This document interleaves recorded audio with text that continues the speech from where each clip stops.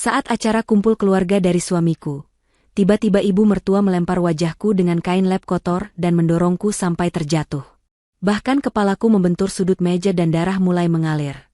Melihat itu ibu mertua berteriak, "Cuma bercanda, jangan lebay."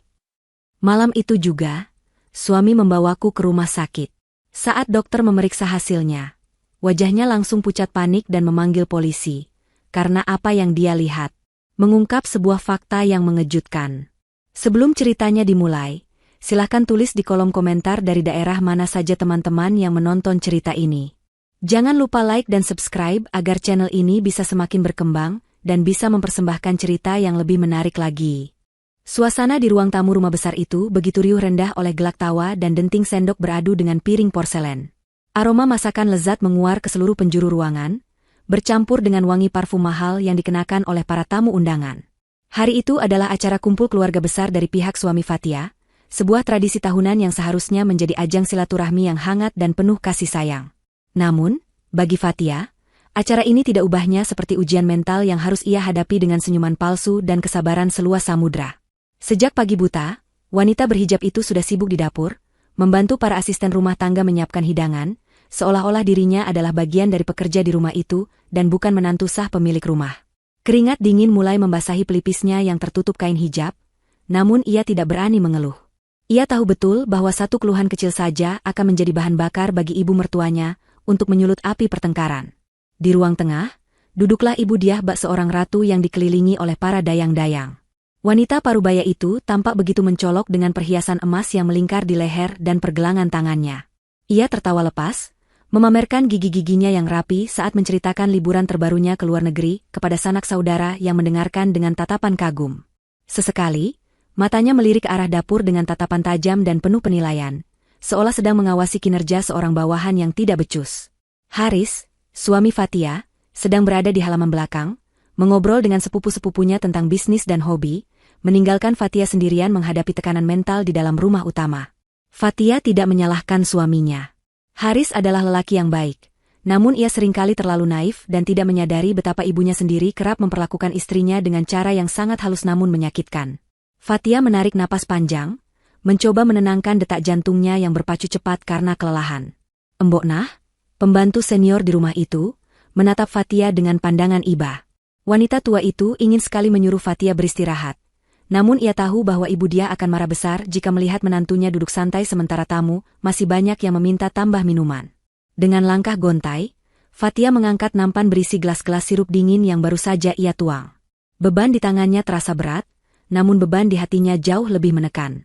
Ia berjalan keluar dari dapur menuju ruang tengah, tempat di mana ibu dia sedang asyik berbincang dengan teman-teman sosialitanya yang juga diundang. Senyum manis terpasang di wajah Fatia, sebuah topeng yang ia kenakan demi menjaga kehormatan suaminya di depan keluarga besar. Saat Fatia melintasi ruang tengah, ia harus melewati sofa tempat ibu Diah duduk. Dengan sopan, Fatia sedikit membungkukkan badannya, memberi tanda permisi. Namun, apa yang terjadi selanjutnya berlangsung begitu cepat. Ibu Diah, yang melihat kedatangan Fatia, tiba-tiba mengubah posisi duduknya. Kaki kanannya terulur ke depan, tepat ke jalur langkah Fatia. Gerakan itu terlihat sangat halus. Seolah-olah ia hanya sedang meregangkan kaki yang pegal, namun Fatia tahu itu disengaja. Kaki Fatia tersandung betis ibu mertuanya. Tubuhnya oleng seketika. Dengan refleks yang luar biasa, Fatia berusaha menyeimbangkan tubuhnya agar tidak jatuh menimpa tamu lain. Ia berhasil tetap berdiri, namun guncangan itu membuat isi gelas sirup di atas nampan bergoyang hebat. Beberapa tetes cairan berwarna merah itu tumpah, menciprati lantai marmer yang mengkilap dan sedikit mengenai ujung sandal mahal milik ibu Diah. Keheningan seketika menyergap ruangan itu. Gelak tawa yang tadinya membahana kini lenyap tak berbekas. Semua mata tertuju pada Fatia yang berdiri mematung dengan wajah pucat pasi. Belum sempat Fatia mengucapkan kata maaf, ibu dia sudah berdiri dengan wajah merah padam. Matanya melotot tajam, seolah tetesan sirup itu adalah dosa besar yang tak terampuni. Tanpa aba-aba, ibu dia membentak dengan suara melengking yang membuat nyali siapapun menciut. Ia memaki Fatia, menyebutnya ceroboh, tidak becus, dan memalukan keluarga. Kata-kata kasar itu meluncur deras, menusuk hati Fatia lebih tajam daripada sembilu. Fatia hanya bisa menunduk, bibirnya bergetar menahan tangis, sementara tangannya masih memegang erat nampan agar tidak jatuh. Kemarahan Ibu Diah tidak berhenti pada kata-kata.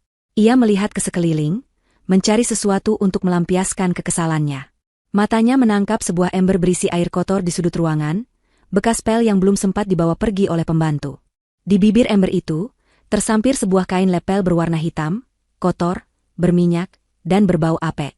Dengan gerakan cepat yang penuh amarah, Ibu Diah menyambar kain lep kotor itu. Tanpa berpikir dua kali, ia melemparkan kain basah dan menjijikan itu sekuat tenaga tepat ke arah wajah Fatia. Plak!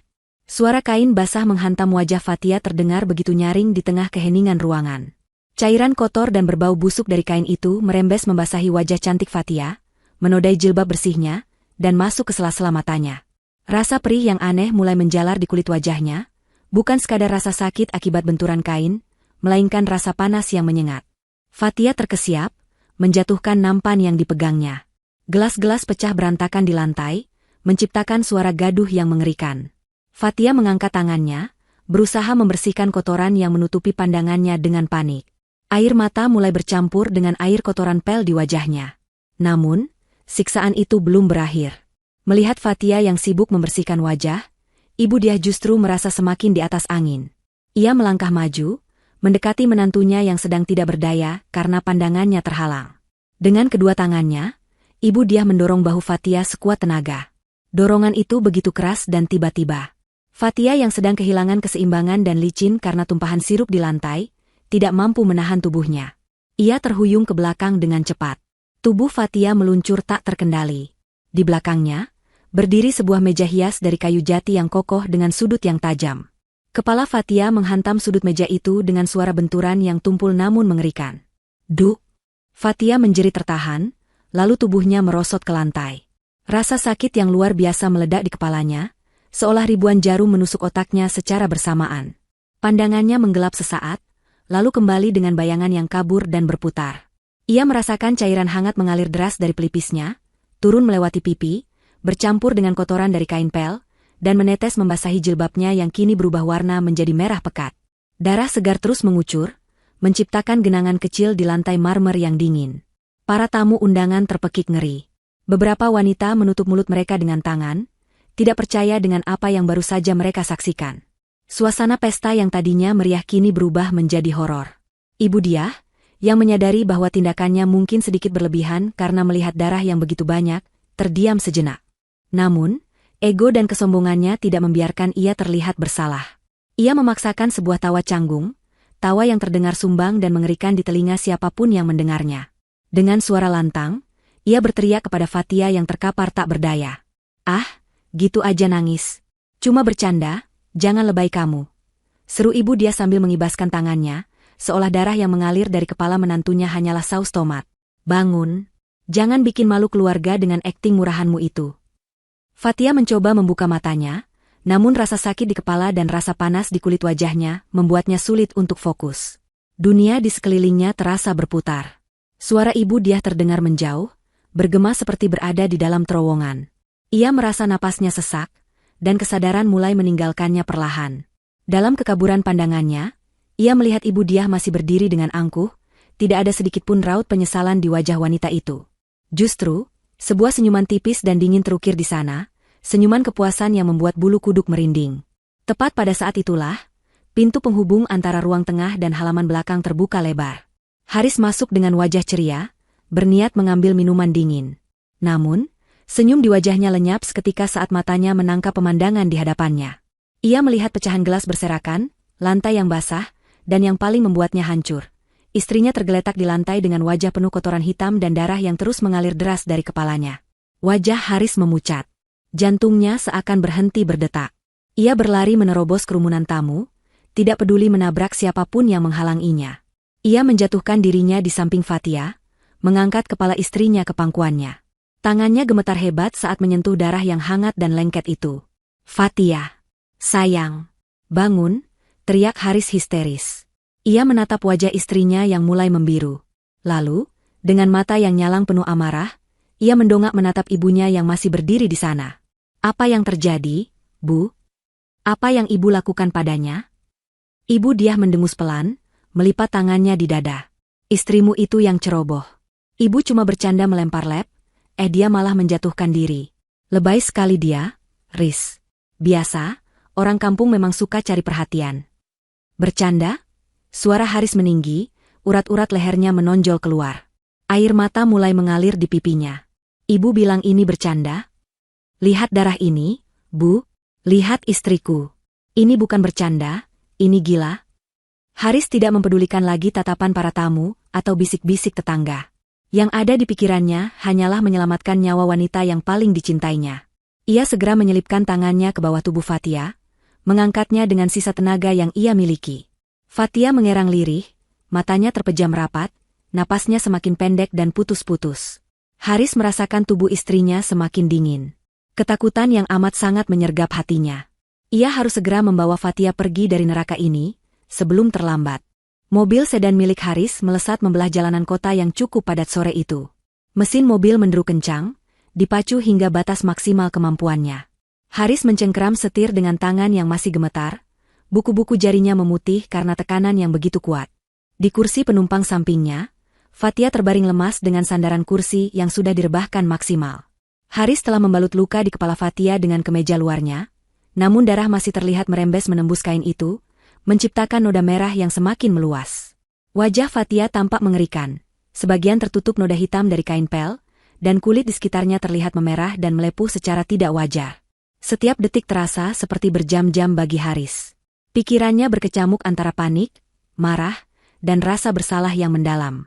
Ia terus membunyikan klakson, memaksa kendaraan lain untuk minggir, tidak peduli dengan sumpah serapah pengemudi lain yang terganggu. Matanya sesekali melirik ke arah Fatia, memastikan dada istrinya masih naik turun. Napas Fatia terdengar berat, sesekali diselingi rintihan kecil yang menyayat hati Haris. Bertahanlah, sayang. Sebentar lagi kita sampai. Tolong, jangan tinggalkan aku, bisik Haris dengan suara serak. Air mata terus mengalir membasahi pipinya, namun ia tidak sempat menyekanya. Ia mengutuk dirinya sendiri. Mengapa ia begitu buta selama ini? Mengapa ia membiarkan ibunya memperlakukan Fatia dengan buruk atas nama, hormati orang tua? Kejadian hari ini telah menamparnya dengan keras, membukakan matanya bahwa apa yang dilakukan ibunya bukanlah bentuk kasih sayang yang tegas, melainkan kekejaman murni. Di dalam ketidaksadarannya, pikiran Fatia melayang-layang. Rasa sakit fisik di kepalanya perlahan berbaur dengan rasa sakit di hatinya yang selama ini ia pendam. Potongan-potongan memori berputar seperti film rusak di kepalanya. Ia teringat saat pertama kali diperkenalkan kepada ibu dia.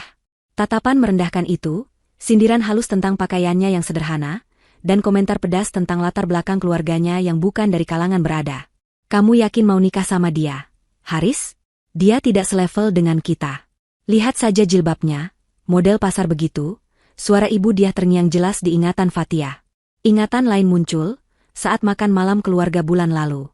Ibu dia dengan sengaja memberikan sisa makanan kepada Fatia, mengatakan bahwa itu adalah bentuk penghematan, sementara piring Haris dipenuhi dengan lauk pauk terbaik.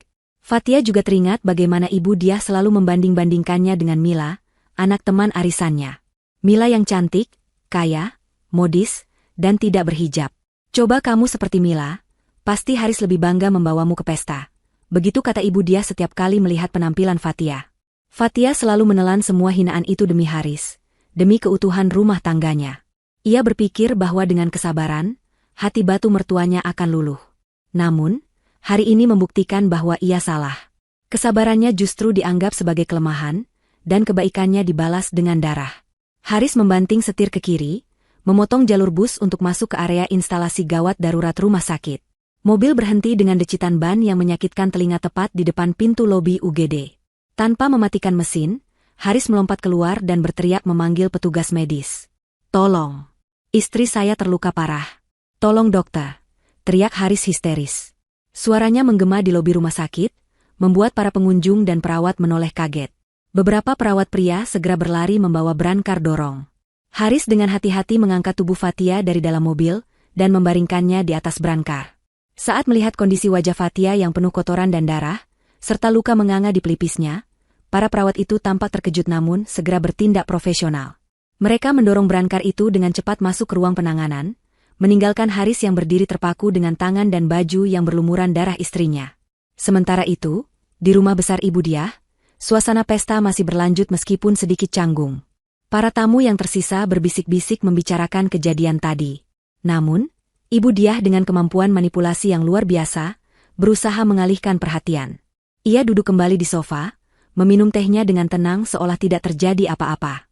Kepada tamu yang bertanya, ia mengatakan bahwa Fatia memang memiliki riwayat penyakit vertigo dan sering berhalusinasi, sehingga tadi ia terjatuh sendiri karena pusing.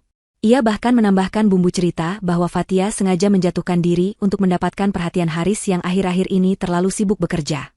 Anak muda zaman sekarang memang suka drama. Padahal saya cuma mau membersihkan wajahnya pakai lap karena ada kotoran, dia malah histeris dan jatuh sendiri, ucap Ibu Diah dengan wajah tanpa dosa kepada salah satu kerabatnya. Kerabat itu hanya mengangguk ragu, meski dalam hati merasa ada yang janggal dengan penjelasan itu.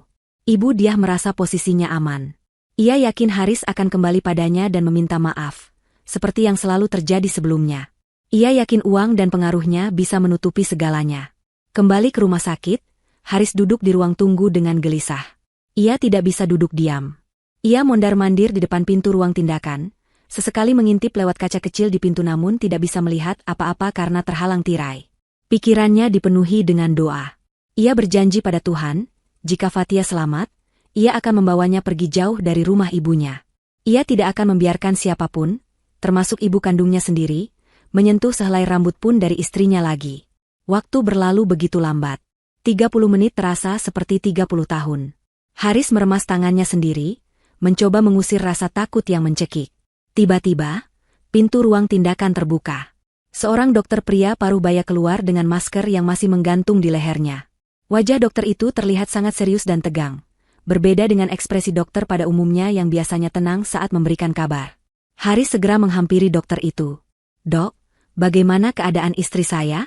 Dia selamatkan." "Dok, lukanya parah?" tanya Haris bertubi-tubi dengan napas memburu. Dokter itu menatap Haris dengan pandangan menyelidik. Matanya menyapu noda darah di baju Haris. Ia tidak langsung menjawab pertanyaan tentang kondisi Fatia, juga tidak meminta Haris mengurus administrasi seperti prosedur biasanya. Sebaliknya, dokter itu memegang bahu Haris dengan cengkraman yang kuat, seolah menahan Haris agar tidak lari. "Bapak suaminya?" tanya dokter itu dengan suara berat dan bergetar menahan emosi. "Iya, Dok. Saya suaminya." "Tolong katakan istri saya baik-baik saja," jawab Haris, mulai merasakan firasat buruk dari nada bicara dokter tersebut. Dokter itu menghela napas panjang, lalu menatap lurus ke dalam mata Haris. "Kami sudah menghentikan pendarahannya dan menjahit luka di kepalanya. Istri Bapak sedang tidak sadarkan diri karena efek obat bius dan syok berat." Haris menghembuskan napas lega, namun kelegaan itu hanya bertahan sedetik. Dokter itu melanjutkan kalimatnya dengan nada yang jauh lebih mengerikan. "Tapi Bapak harus dengar ini baik-baik. Luka di kepala istri Bapak memang butuh jahitan, tapi itu bukan masalah utamanya. Saat kami membersihkan wajahnya dari kotoran hitam itu, kami menemukan kulit wajahnya mengalami iritasi kimiawi yang sangat parah, hampir melepuh seperti luka bakar. Dan hasil tes darah cepat yang kami lakukan karena curiga dengan gejala sesak napasnya, menunjukkan adanya zat asing yang berbahaya." Haris ternganga, tidak mengerti. "Maksud dokter apa?" "Itu cuma air pel kotor, Dok. Ibu saya melemparnya pakai kain pel." Dokter itu menggeleng tegas. Wajahnya pucat karena panik namun bercampur kemarahan profesional. "Tidak, Pak. Itu bukan sekadar air pel kotor. Baunya, reaksi pada kulitnya, dan jejak di darahnya. Siapa yang melakukan ini padanya? Katakan sekarang sebelum terlambat, karena saya harus memanggil polisi saat ini juga." Haris mundur selangkah, kakinya terasa lemas. "Polisi? Kenapa harus polisi, Dok?" "Karena ini bukan kecelakaan rumah tangga biasa," bisik dokter itu dengan penekanan pada setiap kata, memastikan Haris mengerti gawatnya situasi. "Siapapun yang melakukan ini, tidak sedang bercanda. Mereka menggunakan bahan berbahaya yang bisa mematikan." Ucapan dokter itu menghantam kesadaran Haris seperti palu godam. Bukan sekadar air kotor? Bahan berbahaya? Seketika bayangan ibunya yang tersenyum sinis di tengah pesta kembali muncul di benaknya, kini dengan nuansa yang jauh lebih jahat dan mematikan. Apa yang sebenarnya ada di kain lab itu? Haris merasakan dunia di sekelilingnya runtuh, menyadari bahwa ia baru saja menyeret istrinya keluar dari lubang maut yang diciptakan oleh ibu kandungnya sendiri. Lorong rumah sakit yang didominasi warna putih itu terasa semakin dingin dan mencekam bagi Haris. Lampu neon di langit-langit berkedip sesekali, menciptakan bayangan yang bergerak gelisah di lantai, seirama dengan kegelisahan yang melanda hatinya. Haris masih berdiri mematung di hadapan dokter yang baru saja memberinya peringatan keras. Kata-kata dokter itu berdengung di telinganya, menolak untuk dicerna oleh akal sehatnya. Bagaimana mungkin kejadian di rumah tadi adalah sebuah percobaan pembunuhan? Bukankah itu hanya pertengkaran mertua dan menantu yang kelewat batas? Haris mencoba menyangkal, mencoba mencari alasan logis bahwa ibunya tidak sejahat itu. Namun, tatapan dokter di hadapannya tidak menyisakan ruang untuk keraguan. Tatapan itu penuh dengan kepastian medis yang menakutkan, tatapan seseorang yang sudah terlalu sering melihat kekejaman manusia yang tersembunyi di balik dinding rumah tangga. Haris menelan ludah yang terasa pahit di tenggorokannya. Dengan suara bergetar, ia mencoba menjelaskan kembali kronologi kejadian tersebut, berharap ada kesalahpahaman. Ia menceritakan bagaimana ibunya marah karena tumpahan sirup, lalu mengambil kain pel dari ember dan melemparnya. Ia menekankan bahwa itu hanya kain kotor, benda yang menjijikan memang, tapi seharusnya tidak mematikan. Namun, dokter itu mendengarkan dengan wajah kaku, tidak sedikit pun menunjukkan tanda-tanda persetujuan. Setelah Haris selesai berbicara, dokter itu menghela napas panjang dan menggelengkan kepalanya perlahan. Ia memberi isyarat agar Haris mengikutinya masuk ke dalam ruangan pribadinya, menjauh dari hiruk-pikuk lorong UGD agar pembicaraan mereka lebih privasi namun tetap intens. Di dalam ruangan dokter yang sempit namun rapi itu, dokter menyalakan layar komputer dan menunjukkan beberapa foto yang baru saja diambil oleh perawat. Haris menutup mulutnya dengan tangan, menahan rasa mual dan ngeri. Di layar itu terpampang foto wajah istrinya secara close-up.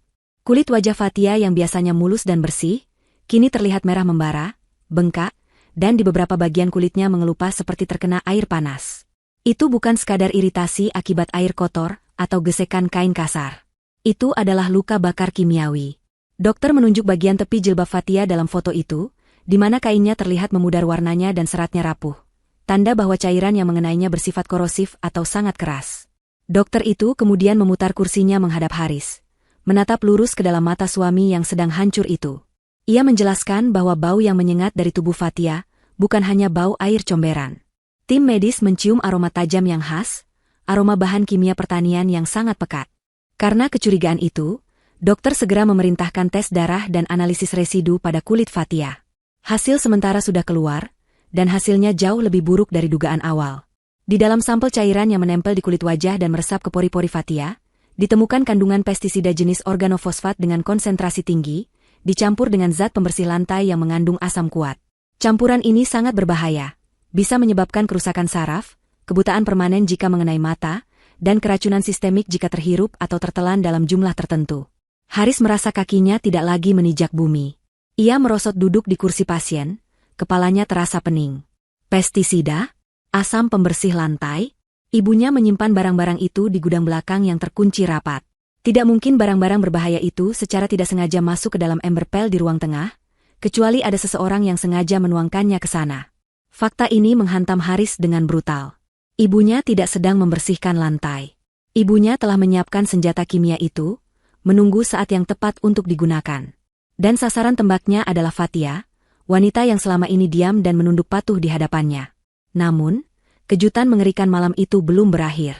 Dokter mengambil sebuah amplop hasil laboratorium di mejanya. Wajah dokter itu kini terlihat lebih lunak, ada rasa iba yang mendalam di matanya saat ia menatap Haris. Dokter itu berkata dengan suara pelan namun tegas, memberitahukan satu fakta lagi yang belum diketahui siapapun, bahkan oleh Fatia sendiri. Dokter mengatakan bahwa saat melakukan pemeriksaan menyeluruh untuk melihat dampak racun pada organ dalam, mereka menemukan kadar hormon HCG yang tinggi dalam darah Fatia. Fatia positif hamil. Usia kandungannya diperkirakan baru memasuki minggu ke-8. Dunia Haris berhenti berputar. Hamil? Istrinya hamil? Kabar yang seharusnya menjadi berita paling membahagiakan dalam hidupnya, kini datang bersamaan dengan ancaman kematian. Haris menangis. Kali ini bukan tangisan histeris, melainkan tangisan sunyi yang menyakitkan. Ia membayangkan janin kecil yang baru tumbuh di rahim istrinya, janin yang belum sempat ia sapa, kini harus berjuang melawan racun yang dikirim oleh neneknya sendiri. Dokter buru-buru menenangkan Haris, mengatakan bahwa untungnya racun itu belum masuk terlalu dalam ke sistem peredaran darah janin karena penanganan yang cepat. Namun risiko keguguran masih sangat tinggi akibat trauma fisik benturan dan stres berat yang dialami ibunya. Dokter itu kemudian meraih gagang telepon di mejanya. Ia berkata kepada Haris bahwa sebagai tenaga medis, ia memiliki kewajiban hukum dan moral untuk melaporkan kasus ini. Ini bukan lagi ranah privat keluarga. Tindakan menyiramkan zat kimia berbahaya dan mendorong ibu hamil, hingga cedera otak ringan, adalah tindak pidana murni. Dokter itu menegaskan bahwa jika Haris benar-benar mencintai istri dan calon anaknya, ia harus membiarkan hukum bekerja. Haris menatap dokter itu dengan mata sembab. Di dalam hatinya, rasa hormat dan bakti buta kepada ibunya yang selama ini ia pegang teguh, perlahan hancur menjadi debu. Digantikan oleh naluri seorang ayah dan suami yang terluka. Dengan anggukan lemah namun pasti, Haris mempersilakan dokter itu menelepon polisi. Malam itu, di ruangan sempit rumah sakit, Haris membuat keputusan terbesar dalam hidupnya. Ia memilih keluarganya, dan ia siap berperang melawan ibunya sendiri. Sementara drama kehidupan dan kematian sedang berlangsung di rumah sakit, suasana di kediaman mewah ibu dia justru bertolak belakang 180 derajat. Pesta kumpul keluarga itu masih berlanjut, seolah-olah insiden berdarah yang menimpa Fatia beberapa jam lalu hanyalah gangguan kecil yang tak berarti. Ibu dia, dengan kemampuan sandiwara yang sudah mendarah daging, berhasil meyakinkan para tamu yang tersisa bahwa semuanya baik-baik saja. Ia bahkan menyuruh asisten rumah tangga untuk segera mengepel lantai bekas darah Fatia, dan menyemprotkan pengharum ruangan aroma lavender yang kuat untuk menghilangkan bau amis darah dan bau menyengat dari cairan pel tersebut. Beberapa tamu memang sudah pamit pulang karena merasa tidak nyaman. Namun sebagian besar kerabat dekat yang memang sefrekuensi dengan ibu dia masih bertahan, menikmati hidangan penutup sambil berkaraoke di ruang keluarga. Ibu dia memegang mikrofon, menyanyikan lagu lawas kesukaannya dengan penuh penghayatan. Ia bergoyang kecil mengikuti irama, wajahnya berseri-seri seakan ia adalah wanita paling bahagia di dunia. Dalam hatinya, ia merasa puas. Ia berpikir bahwa kejadian tadi akan menjadi pelajaran bagi Fatia agar tahu diri. Ia yakin Fatia tidak akan berani mengadu macam-macam pada Haris, dan kalaupun mengadu, Haris pasti lebih percaya pada ibunya. Ibu dia merasa posisinya sebagai matriark keluarga tidak tergoyahkan. Ia membayangkan besok pagi Fatia akan datang bersimpuh meminta maaf karena telah ceroboh dan merusak suasana pesta. Senyum kemenangan tersungging di bibirnya di sela-sela lirik lagu yang ia nyanyikan. Namun, kegembiraan semu itu tidak berlangsung lama. Di luar gerbang rumah yang tinggi dan kokoh, 2 mobil patroli polisi datang dengan kecepatan tinggi. Lampu rotator biru merah menyala terang, memantul di dinding-dinding rumah tetangga yang mulai gelap. Kali ini, polisi tidak menyalakan sirine agar tidak memberi kesempatan bagi pelaku untuk melarikan diri atau menghilangkan barang bukti. Petugas keamanan rumah ibu dia yang berjaga di pos depan terkejut melihat kedatangan aparat. Belum sempat ia menekan tombol interkom untuk memperingatkan majikannya, beberapa polisi berseragam lengkap sudah turun dan memintanya membuka gerbang dengan tegas. Surat perintah penangkapan dan penggeledahan sudah ada di tangan mereka. Di dalam rumah, lagu yang dinyanyikan ibu dia baru saja mencapai bagian ref ketika pintu utama didobrak terbuka dengan kasar. Suara musik karaoke yang keras seketika mati karena salah satu petugas mencabut kabel listrik sound system. Keheningan yang mencekam langsung menyergap ruangan itu. Para tamu yang sedang asyik makan dan mengobrol terlonjak kaget, beberapa piring terjatuh dari tangan mereka. Semua mata tertuju ke arah pintu masuk, di mana sekelompok polisi berdiri dengan wajah garang dan siap siaga. Inspektur polisi yang memimpin operasi itu melangkah maju, matanya menyapu seluruh ruangan sebelum akhirnya terkunci pada sosok ibu dia yang masih memegang mikrofon dengan mulut ternganga. Ibu dia, yang merasa terhina karena pestanya diganggu, segera memasang wajah angkuh. Ia berjalan mendekati polisi dengan dagu terangkat tinggi, masih merasa bahwa dirinya adalah orang penting yang kebal hukum. Dengan nada tinggi, ia membentak polisi-polisi itu, bertanya siapa yang berani-beraninya masuk rumahnya tanpa izin dan mengganggu acara pribadinya. Ia mengancam akan menelepon kenalannya yang merupakan pejabat tinggi kepolisian untuk memecat mereka semua. Namun, inspektur polisi itu tidak bergeming sedikitpun. Dengan tenang, ia membacakan hak-hak ibu dia dan menyatakan bahwa ia ditangkap atas tuduhan penganiayaan berat dan percobaan pembunuhan berencana terhadap menantunya, Fatia. Wajah ibu dia berubah pucat pasi, namun ia masih berusaha menyangkal. Ia berteriak histeris, mengatakan bahwa itu semua fitnah. Ia menuduh polisi telah disogok oleh orang yang iri padanya. Ia meronta saat 2 petugas wanita mendekat untuk menahan tangannya. Gelang-gelang emasnya bergemerincing ribut saat ia berusaha melepaskan diri. Para kerabat yang tadi bersamanya kini mundur perlahan, tidak ada satupun yang berani maju membela. Mereka memandang ibu dia dengan tatapan takut dan jijik, menyadari bahwa apa yang terjadi pada Fatia tadi siang ternyata bukan kecelakaan biasa. Di sudut ruangan, dekat pintu dapur, Mbok Nah berdiri dengan tubuh gemetar. Di tangannya, ia memegang sebuah kantong plastik hitam yang ia sembunyikan di balik celemeknya. Saat polisi mulai mencari barang bukti, Mbok Nah memberanikan diri. Dengan langkah ragu namun pasti, ia menghampiri inspektur polisi dan menyerahkan kantong plastik itu. Di dalamnya terdapat kain pel hitam yang menjadi senjata ibu dia. Embok Nah berbisik bahwa ia dilarang membuangnya oleh ibu dia dan disuruh menyimpannya untuk pelajaran lain kali, tapi hati nurani Embok Nah tidak membiarkannya. Polisi segera mengamankan barang bukti krusial itu, yang baunya masih menyengat tajam, menjadi bukti tak terbantahkan atas kejahatan sang nyonya rumah. Tepat saat borgol besi terpasang dingin di pergelangan tangan ibu dia yang halus, sebuah mobil sedan berhenti mendadak di depan pintu rumah yang terbuka lebar. Haris turun dari mobil dengan langkah lebar. Pakaiannya masih berantakan dan ada noda darah kering di kemejanya. Wajahnya terlihat lelah, namun matanya memancarkan kemarahan yang belum pernah dilihat siapapun sebelumnya. Ibu dia, melihat anak tunggalnya datang, langsung merasa mendapat harapan. Ia berteriak memanggil nama Haris, air mata buayanya mulai mengalir. Haris, anakku, tolong ibu, nak, lihat, polisi-polisi kurang ajar ini mau menangkap ibumu. Bilang sama mereka kalau Fatia itu pembohong. Istrimu itu cuma mau hancurkan kita. Jerit ibu dia sambil berusaha memberontak dari pegangan polisi. Haris berjalan mendekat, menembus barisan polisi hingga ia berdiri tepat di hadapan ibunya. Suasana hening seketika, semua orang menunggu apa yang akan dilakukan Haris. Ibu dia menatap anaknya dengan penuh harap, yakin bahwa Haris akan membelanya seperti biasa. Namun, harapan itu hancur berkeping-keping saat Haris menatapnya dengan pandangan kosong dan dingin, seolah sedang melihat orang asing yang menjijikan. Fatia sedang hamil, Bu, ucap Haris pelan, namun suaranya terdengar jelas di ruangan yang sunyi itu. Dan ibu mencoba membunuh cucu ibu sendiri dengan racun tikus dan pembersih lantai. Mata ibu dia membelalak lebar, mulutnya terbuka tapi tidak ada suara yang keluar. Rahasianya terbongkar. Haris tidak memberinya kesempatan untuk bicara lagi. Ia memalingkan wajahnya, memberi isyarat kepada polisi untuk membawa ibunya pergi. Haris berbalik badan, memunggungi ibunya yang mulai berteriak-teriak histeris memaki dirinya sebagai anak durhaka. Haris menutup telinganya, menahan tangis, dan membiarkan polisi menyeret ibunya keluar dari istana kemewahan itu, menuju mobil tahanan yang sempit dan gelap.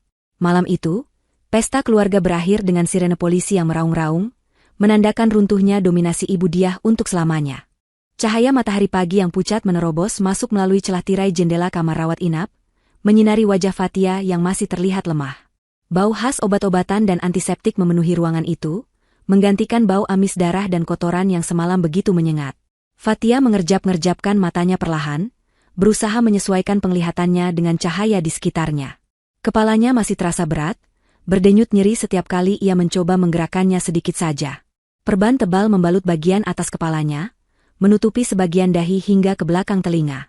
Rasa perih yang aneh juga masih terasa di kulit wajahnya, terutama di sekitar pipi dan kelopak mata, meskipun dokter telah memberikan salep khusus untuk meredakan iritasi akibat bahan kimia tersebut. Saat kesadarannya mulai pulih sepenuhnya, ingatan tentang kejadian mengerikan di pesta semalam kembali menghantamnya seperti gelombang pasang. Ia ingat wajah bengis ibu mertuanya, lemparan kain kotor itu, dan benturan keras yang membuat dunianya gelap. Di samping tempat tidur, Haris duduk di kursi penunggu dengan posisi membungkuk, kepalanya bertumpu pada tangannya yang saling meremas. Pria itu tampak kacau, matanya merah dan bengkak. Pakaiannya masih sama dengan yang semalam meski noda darahnya sudah mengering dan berubah warna menjadi kecoklatan. Saat mendengar gerakan kecil dari arah tempat tidur, Haris langsung mengangkat kepalanya. Melihat istrinya sudah sadar, ia segera bangkit dan menggenggam tangan Fatia dengan lembut, seolah takut menyakitinya jika memegang terlalu erat. Tatapan Haris penuh dengan rasa bersalah, cinta, dan kepedihan yang mendalam. Ia mencium punggung tangan Fatia berkali-kali, gumaman syukur dan permintaan maaf keluar dari bibirnya yang kering. Fatia yang masih bingung hanya bisa menatap suaminya dengan mata berkaca-kaca, bertanya-tanya apa yang sebenarnya terjadi setelah ia pingsan. Dengan suara yang bergetar namun berusaha tegar, Haris mulai menceritakan semuanya. Ia tidak ingin menyembunyikan apapun lagi dari istrinya. Ia memulainya dengan kabar yang paling mengejutkan sekaligus membahagiakan, kehamilan Fatia. Mata Fatia membelalak tak percaya saat Haris mengatakan bahwa ada janin yang sedang tumbuh di dalam rahimnya. Tangan Fatia secara refleks bergerak menyentuh perutnya yang masih rata. Perasaan haru membuncah di dadanya, sebuah keajaiban yang sudah lama mereka nantikan akhirnya datang. Namun, kebahagiaan itu segera berganti menjadi horor ketika Haris melanjutkan ceritanya ke bagian yang lebih gelap. Haris menjelaskan tentang temuan dokter, tentang zat berbahaya yang ada di kain lab itu, dan tentang racun yang ditemukan di dalam darah Fatia. Fatia terdiam 1000 bahasa. Otaknya bekerja keras menyusun kepingan-kepingan teka-teki yang selama ini ia abaikan. Racun? Bagaimana bisa ada racun di dalam tubuhnya? Tiba-tiba, sebuah ingatan melintas di benaknya. Ingatan tentang rutinitas pagi yang selalu dipaksakan oleh Ibu Diah selama 3 bulan terakhir. Setiap pagi, tanpa absen, Ibu Diah selalu membawakan segelas minuman berwarna keruh yang ia sebut sebagai jamu herbal khusus untuk kesuburan. Baunya agak menyengat dan rasanya sangat pahit. Seringkali membuat Fatia mual setelah meminumnya. Namun, Ibu Diah selalu berdiri mengawasi sampai tetes terakhir, mengatakan bahwa itu adalah resep turun-temurun agar Fatia cepat hamil dan memberikan cucu laki-laki. Fatia yang polos dan ingin berbakti, selalu menuruti perintah itu tanpa curiga. Meski seringkali ia merasa perutnya kram dan kepalanya pusing setelah meminumnya. Jamu itu, Mas. Bisik Fatia dengan suara parau, air mata mulai mengalir membasahi pipinya yang lebam. Ibu selalu memaksaku minum jamu setiap pagi. Katanya supaya aku sehat. Ternyata, Haris mengangguk lemah, rahangnya mengeras menahan amarah. Tim forensik kepolisian telah menemukan sisa bubuk pestisida dan bahan kimia peluru kandungan di dapur rumah mereka saat penggeledahan semalam. Botol-botol itu disembunyikan di dalam kaleng bekas biskuit di rak paling atas. Ternyata selama ini, ibunya secara sistematis meracuni Fatia dengan dosis kecil. Tujuannya bukan untuk membunuh Fatia seketika, melainkan untuk membuat kandungan Fatia lemah, sehingga ia akan terus keguguran atau bahkan mandul permanen. Dengan begitu, Ibu Diah punya alasan kuat untuk memaksa Haris menceraikan Fatia dan menikah dengan Mila, wanita pilihannya yang dianggap lebih sederajat. Rencana jahat itu disusun begitu rapi dan dingin, di balik topeng perhatian seorang ibu mertua. Fakta tentang kain lap itu lebih mengerikan lagi. Cairan yang membasahi kain itu bukanlah air bekas pel biasa. Itu adalah campuran pembersih keramik konsentrat tinggi yang dicampur dengan pestisida cair. Dokter mengatakan bahwa jika cairan itu mengenai bola mata Fatia secara langsung dan tidak segera dibasuh, Fatia bisa mengalami kebutaan permanen. Niat Ibu Diah saat melempar kain itu bukanlah sekadar mempermalukan, tetapi untuk merusak wajah Fatia. Ibu Diah ingin wajah menantunya hancur, penuh luka parut, dan cacat, sehingga Haris akan merasa jijik dan meninggalkannya. Kekejaman macam apa yang membuat seorang wanita tega melakukan hal sekeji itu kepada sesama wanita? Fatia menangis terseduh-seduh, bukan karena sakit fisik, tapi karena sakit hati mengetahui bahwa orang yang ia hormati selama ini ternyata menginginkan kehancuran hidupnya. Haris memeluk istrinya erat-erat, membiarkan Fatia menumpahkan segala tangisnya di dadanya. Ia bersumpah di telinga istrinya, bahwa ia tidak akan pernah membiarkan ibunya menyakiti mereka lagi. Haris menceritakan bahwa Ibu Diah sudah ditahan polisi, dan tidak akan bisa keluar dalam waktu dekat. Ia juga memberitahu bahwa ia telah memutuskan semua akses keuangan ibunya, dan akan menggunakan semua sumber daya yang ia miliki untuk memastikan ibunya mendapatkan hukuman yang setimpal. Tidak ada lagi kata bakti untuk orang tua yang mencoba membunuh anak dan cucunya sendiri. Bagi Haris, keluarga intinya sekarang adalah Fatia dan janin yang ada di kandungannya. Masa lalu yang penuh racun itu harus dikubur bersama dengan hancurnya reputasi Ibu Diah. Di luar kamar rawat, berita tentang penangkapan Ibu Diah mulai menyebar di media sosial dan grup pesan singkat keluarga besar. Video penangkapan semalam yang direkam diam-diam oleh tetangga menjadi viral. Komentar-komentar pedas dari netizen mulai membanjiri, mengutuk tindakan sang sosialita yang ternyata berhati iblis. Namun, di dalam kamar itu, Fatia dan Haris hanya fokus pada satu hal, bertahan hidup dan menyembuhkan luka, baik luka fisik maupun luka batin yang menganga lebar. Mereka tahu perjalanan ke depan akan berat, terutama proses hukum yang akan menguras emosi, tapi setidaknya sekarang mereka tahu siapa musuh sebenarnya. Dan kali ini, mereka siap melawan. Sementara Fatia berjuang memulihkan diri di rumah sakit, suasana di kantor polisi terasa tegang dan penuh kepalsuan. Di ruang interogasi yang dingin dengan dinding bercat abu-abu kusam, Ibu Diah duduk berhadapan dengan penyidik. Penampilannya sangat berbeda dengan saat pesta semalam. Pakaian mewahnya sudah diganti dengan baju tahanan berwarna oranye yang terlihat kebesaran di tubuhnya. Rambutnya yang biasanya disasak rapi kini dibiarkan acak-acakan, dan wajahnya polos tanpa riasan, menampakkan kerutan-kerutan tua yang selama ini ia sembunyikan di balik bedak mahal. Namun, perubahan yang paling mencolok adalah tingkah lakunya. Ibu Diah yang biasanya angkuh dan bicaranya tajam, kini mendadak berubah menjadi wanita tua yang rapuh, bingung, dan tampak kehilangan arah. Strategi pertahanan Ibu Diah mulai dijalankan. Ia berpura-pura tidak mengenali tempat ia berada. Setiap kali polisi bertanya tentang racun atau kejadian pelemparan kain pel, ia hanya menatap kosong ke langit-langit atau bergumam tidak jelas memanggil nama suaminya yang sudah meninggal puluhan tahun lalu. Ia berakting seolah-olah ia menderita demensia atau gangguan jiwa mendadak. Sesekali ia menangis seperti anak kecil, meminta pulang karena ingin menyusui Haris yang masih bayi. Aktingnya begitu meyakinkan, membuat beberapa petugas polisi muda sempat merasa ragu dan iba. Apakah mungkin wanita tua ini benar-benar tidak sadar akan perbuatannya? Apakah semua kekejaman itu dilakukan di bawah pengaruh penyakit mental? Pengacara sewaan Ibu Diah, seorang pria licik bernama Pak Burhan yang terkenal sering membebaskan koruptor dari jerat hukum, masuk ruangan dengan senyum percaya diri. Ia membawa tumpukan dokumen medis yang entah didapat dari mana, yang menyatakan bahwa kliennya memiliki riwayat gangguan kecemasan dan gejala awal Alzheimer. Pak Burhan dengan lantang mengajukan permohonan penangguhan penahanan kepada kepala penyidik. Ia berargumen bahwa penjara bukanlah tempat yang layak bagi wanita tua yang sakit-sakitan. Ia meminta agar Ibu Diah dijadikan tahanan rumah, atau dirawat di rumah sakit jiwa swasta yang mewah sampai kondisinya stabil. Pak Burhan juga mulai membangun narasi di depan media yang menunggu di luar, mengatakan bahwa ini semua adalah kesalahpahaman keluarga dan menuduh Fathia memanipulasi situasi untuk menguasai harta warisan Haris. Kabar tentang manuver licik ini sampai ke telinga Haris. Pria itu baru saja selesai mengurus administrasi rumah sakit ketika ia mendapat telepon dari penyidik yang mengabarkan kemungkinan Ibu Diah bisa lolos dari penjara dengan alasan kesehatan mental. Darah Haris mendidih. Ia tahu betul ibunya tidak gila. Ibunya sangat sadar, penuh perhitungan, dan sangat manipulatif. 2 hari yang lalu, ibunya masih lancar menghitung profit saham dan mengatur arisan sosialita dengan sangat detail. Tidak mungkin seseorang menjadi pikun mendadak hanya dalam waktu semalam, setelah tertangkap basah melakukan kejahatan. Haris merasa hukum sedang dipermainkan. Ia bergegas menuju kantor polisi, bertekad untuk memberikan kesaksian yang memberatkan ibunya sendiri. Namun, bukti yang paling mematikan justru datang dari arah yang tidak diduga. Saat Haris sedang berdebat dengan pengacara ibunya di lobi kantor polisi, Mbok Nah datang dengan tergopoh-gopoh. Wanita tua yang setia itu tampak ketakutan.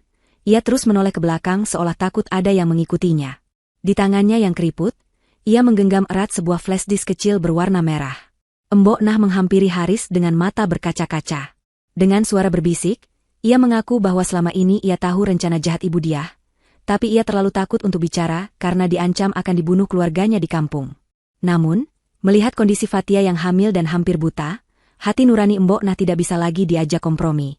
Ia menyerahkan flash disk itu kepada Haris, mengatakan bahwa itu adalah rekaman dari kamera CCTV tersembunyi yang pernah dipasang Haris di dapur setahun lalu untuk memantau kinerja pembantu, yang mungkin Ibu Diah lupa atau tidak sadar keberadaannya. Haris segera membawa bukti itu ke ruang penyidik. Jantungnya berdegup kencang saat penyidik menancapkan flash disk itu ke komputer dan memutar isi rekamannya. Di layar monitor, muncul gambar dapur rumah mereka dengan kualitas yang cukup jelas. Tanggal dan waktu rekaman menunjukkan pagi hari sebelum kejadian pesta. Di sana, terlihat jelas sosok Ibu Diah yang berpakaian rapi, sedang berdiri di depan meja dapur. Ia tidak terlihat bingung atau pikun sama sekali. Gerakannya cekatan dan matanya fokus. Ia mengambil sebuah botol kecil dari saku bajunya, lalu dengan hati-hati menuangkan bubuk putih ke dalam gelas berisi jamu yang biasa diminum Fathia. Yang membuat bulu kuduk semua orang di ruangan itu merinding, adalah apa yang dilakukan Ibu Diah selanjutnya. Setelah mengaduk racun itu, ia mengangkat gelasnya, menatap ke arah kamera CCTV, atau mungkin melihat pantulan dirinya di kaca lemari, dan tersenyum menyeringai. Bibirnya bergerak mengucapkan kalimat yang terekam meski suaranya samar, namun cukup jelas untuk dibaca gerak bibirnya, minum yang banyak, biar cepat mati. Biar Haris bisa nikah sama Mila. Kemudian, ia tertawa kecil, tawa yang penuh kesadaran dan kepuasan jahat. Ia bahkan sempat memeriksa ponselnya, membalas pesan dengan cepat, menunjukkan fungsi kognitif yang sangat prima. Rekaman itu mematahkan segala sandiwara yang sedang dimainkan Ibu Diah.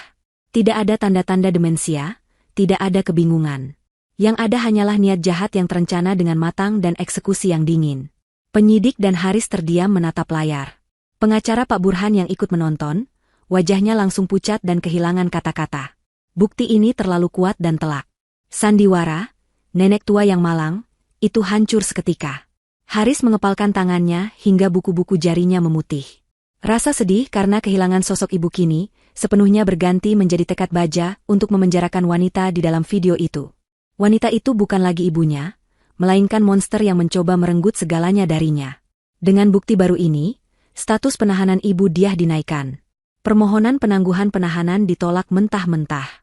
Polisi segera bergerak untuk menginterogasi ulang Ibu Diah dengan menunjukkan video tersebut. Haris membayangkan bagaimana reaksi ibunya nanti saat topeng kegilaannya ditarik paksa. Tidak akan ada lagi tempat untuk bersembunyi. Keadilan, meskipun pahit karena harus memenjarakan orang tua sendiri, harus tetap ditegakkan. Haris keluar dari kantor polisi dengan langkah berat namun lega. Ia punya kabar baik untuk dibawa kembali ke rumah sakit. Kabar bahwa monster itu tidak akan pernah bisa menyakiti Fatia lagi. Dunia yang selama ini diagung-agungkan oleh Ibu Diah runtuh dalam sekejap mata, bukan karena gempa bumi atau bencana alam, melainkan karena gelombang amarah jutaan manusia yang menyaksikan kekejamannya melalui layar ponsel. Video rekaman CCTV yang memperlihatkan detik-detik dirinya menaburkan racun ke dalam gelas jamu Fatia telah bocor ke publik. Entah siapa yang membocorkannya pertama kali, apakah oknum di kepolisian atau pihak lain yang memiliki akses, namun dampaknya bagaikan bola salju yang menggelinding liar menghancurkan segalanya. Dalam hitungan jam, video itu telah ditonton jutaan kali dan dibagikan ke berbagai platform media sosial. Wajah Ibu Diah yang menyeringai jahat saat mengaduk racun menjadi simbol kejahatan mertua yang paling dibenci se-Indonesia. Komentar-komentar pedas, hujatan, dan kutukan membanjiri setiap akun media sosial yang berkaitan dengan dirinya, bahkan merembet ke akun bisnis mendiang suaminya yang kini dikelola Haris. Masyarakat tidak hanya marah, mereka murka. Narasi tentang ibu mertua dari neraka menjadi topik pembicaraan di warung kopi, pasar, hingga perkantoran mewah. Para netizen yang jeli bahkan mulai menggali kehidupan pribadi Ibu Diah. Mereka membongkar gaya hidup hedonisnya, tas-tas mewahnya yang ternyata dibeli dari uang perusahaan anaknya, hingga sikap angkuhnya kepada para tetangga. Reputasi sebagai sosialita terpandang yang dibangun Ibu Diah selama puluhan tahun hancur lebur, menjadi debu dalam waktu kurang dari 24 jam. Teman-teman arisan sosialitanya, yang dulu selalu memuji dan menjilatnya demi mendapatkan traktiran atau koneksi bisnis, kini satu persatu menjauh bagaikan tikus yang melompat dari kapal karam. Mereka berlomba-lomba membuat klarifikasi di akun media sosial masing-masing, menyatakan bahwa mereka tidak terlalu kenal dekat dengan Ibu Diah dan mengutuk keras perbuatannya. Ibu Diah benar-benar sendirian, terisolasi dalam kebencian publik yang ia tanam sendiri. Sementara badai digital sedang mengamuk di luar sana, Haris sedang melancarkan serangan balik yang jauh lebih nyata dan mematikan di dunia nyata. Pagi itu, dengan wajah dingin dan tekad yang bulat, Haris mendatangi kantor pusat bank tempat semua aset keluarga disimpan. Ia mengenakan setelan jas rapi, namun matanya memancarkan aura ketegasan yang membuat siapapun enggan menatapnya lama-lama. Selama ini, karena rasa hormat dan bakti yang keliru, Haris membiarkan ibunya memegang kendali penuh atas rekening perusahaan dan aset warisan ayahnya. Ia membiarkan ibunya berfoya-foya, berpikir bahwa itu adalah cara membahagiakan orang tua. Namun, setelah mengetahui bahwa uang itu juga digunakan untuk membeli racun dan membayar pengacara licik demi menghancurkan istrinya, Haris sadar ia harus menghentikan aliran darah finansial ibunya. Di ruangan manajer bank yang dingin, Haris menandatangani berkas-berkas penting. Sebagai pewaris tunggal yang sah dari mendiang ayahnya, dan karena status ibunya kini sebagai tersangka tindak pidana berat yang melibatkan aset keluarga, Haris memiliki wewenang hukum untuk membekukan akses ibunya. Dengan goresan pena di atas kertas, Haris memutus satu-satunya sumber kekuatan Ibu Diah, uang. Semua kartu kredit, rekening giro, deposito, dan akses ke brankas perhiasan diblokir total. Tidak ada lagi uang untuk membayar pengacara mahal, tidak ada lagi uang untuk menyogok petugas, dan tidak ada lagi uang untuk membeli kenyamanan di dalam penjara. Haris melakukan ini bukan karena dendam semata, melainkan untuk memastikan ibunya tidak memiliki daya lagi untuk menyakiti siapapun. Ia ingin ibunya merasakan bagaimana hidup tanpa tameng harta, menghadapi konsekuensi perbuatannya sebagai manusia biasa di mata hukum. Dampak dari langkah Haris ini segera terasa di kantor pengacara Pak Burhan. Pria licik itu baru saja hendak mengajukan berkas pembelaan baru ketika ia mendapat pemberitahuan dari bank bahwa cek yang ditulis Ibu Diah untuk pembayaran jasanya telah ditolak karena rekening dibekukan. Wajah Pak Burhan merah pada menahan marah. Ia adalah pengacara yang bekerja demi uang, bukan demi keadilan. Tanpa jaminan pembayaran yang fantastis, ia tidak sudi membela kasus yang sudah jelas-jelas kalah telak di mata publik dan hukum ini. Tanpa membuang waktu, Pak Burhan mendatangi sel tahanan Ibu Diah. Di sana, ia dengan kasar memberitahu bahwa ia mengundurkan diri sebagai kuasa hukumnya.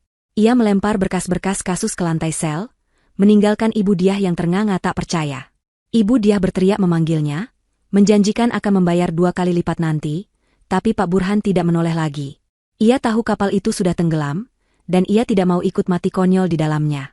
Di dalam sel tahanan yang sempit dan pengap, Ibu Diah mulai merasakan kepanikan yang sesungguhnya.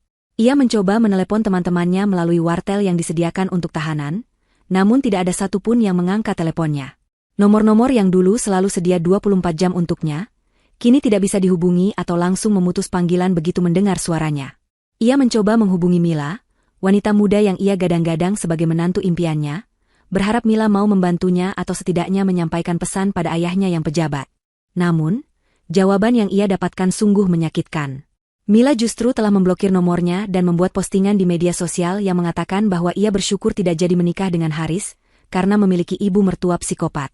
Ibu Diah meraung frustrasi, memukuli dinding sel sampai tangannya sakit. Ia merasa dikhianati oleh semua orang. Padahal ia lupa bahwa dialah yang pertama kali mengkhianati kepercayaan semua orang. Satu-satunya harapan terakhir Ibu Diah adalah Haris. Ia yakin, sekeras apapun hati anaknya, Haris tidak akan tega melihat ibunya menderita seperti ini. Haris pasti hanya sedang emosi sesaat. Dengan tangan gemetar, Ibu Diah menggunakan jatah telepon terakhirnya hari itu untuk menghubungi nomor pribadi Haris. Ia menyusun kalimat-kalimat paling menyedihkan di kepalanya, siap untuk bersandiwara sebagai ibu yang tua, sakit, dan terlantar. Nada sambung terdengar panjang, membuat jantungnya berdegup kencang. 1 kali, 2 kali, 3 kali. Hampir saja panggilan itu mati, ketika tiba-tiba terdengar suara, klik, tanda telepon diangkat. Haris? Haris, anakku. Syukurlah kamu angkat. Ibu Diah langsung nyerocos dengan suara serak yang dibuat-buat. Air mata buaya mulai ia siapkan. Haris, tolong ibu, nak. Di sini mengerikan. Kasurnya keras, makanannya basi, ibu tidak bisa tidur. Pengacara sialan itu meninggalkan ibu. Teman-teman ibu jahat semua.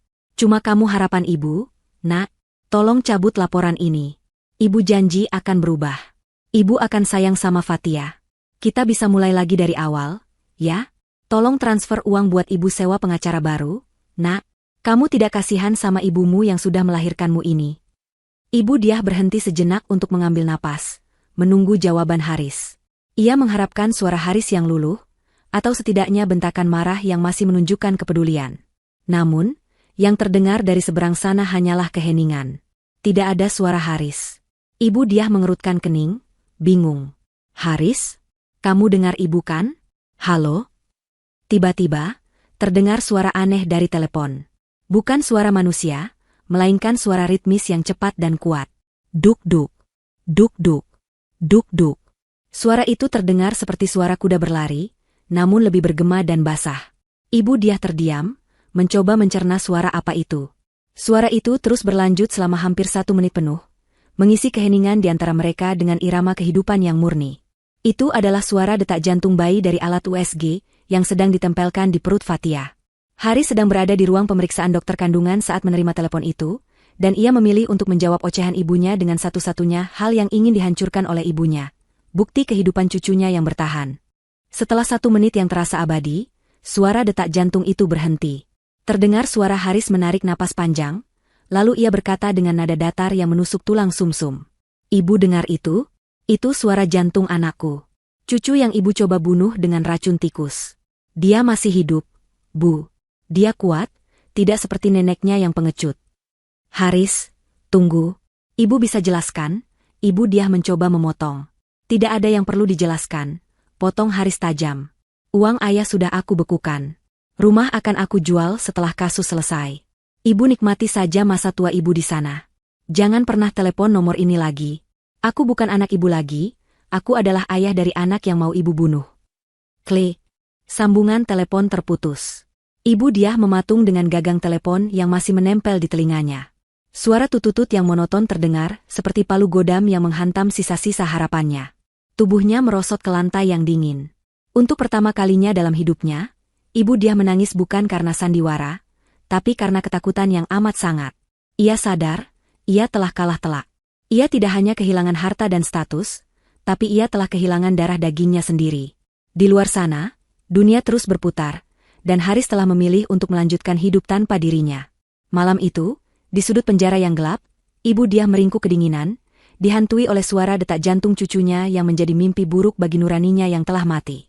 Hari persidangan perdana kasus percobaan pembunuhan yang dilakukan Ibu Diah terhadap menantunya akhirnya tiba.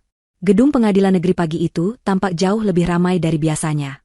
Puluhan wartawan dari berbagai media cetak dan elektronik sudah berkumpul sejak subuh, berebut tempat strategis untuk mendapatkan gambar terbaik. Kasus ini telah menjadi sorotan nasional. Sebuah drama keluarga kaum elit yang memperlihatkan sisi gelap dari kekayaan dan obsesi status sosial. Mobil tahanan kejaksaan tiba dengan pengawalan ketat. Saat Ibu Diah turun dari mobil, kilatan lampu kamera menyambar-nyambar seperti badai petir. Tidak ada lagi Ibu Diah yang glamor.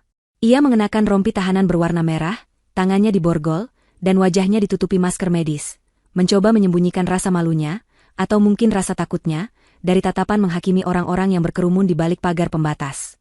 Teriakan, pembunuh, dan nenek lampir, terdengar sayup-sayup dari massa yang marah. Di ruang sidang utama, udara terasa lembab dan penuh sesak. Pendingin ruangan seolah tidak mampu mengalahkan hawa panas yang muncul dari ketegangan yang memenuhi setiap sudut ruangan. Haris duduk di barisan depan bangku pengunjung, di sampingnya duduk Fatia yang memaksa untuk hadir meski kondisinya belum pulih 100%. Fatia mengenakan gamis sederhana dan jilbab panjang berwarna lembut.